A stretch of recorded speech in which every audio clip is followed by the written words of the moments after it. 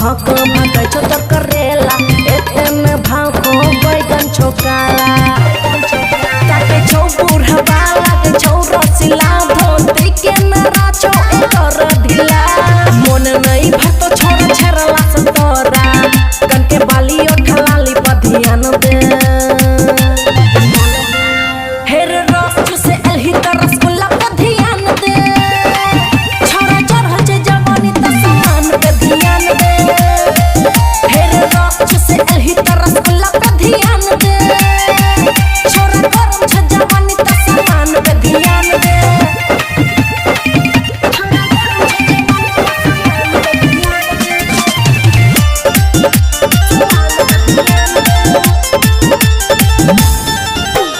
पोसल समान छै करबो न झूठा सैया के घर जबे लगते रे टूटा हम पर का नजरिया तू सुना एना नहीं हमरा से बाबू तू रूठा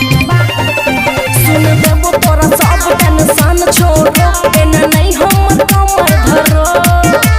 खुशिया तब से नहीं करे रंगदारी छोरा से हट दे अपना ध्यान दे हेर रस चूसे एलही त रसगुल्ला पर ध्यान दे छोरा चढ़ल जे जवानी त समान पे ध्यान दे हेर रस चूसे एलही त रसगुल्ला पर ध्यान दे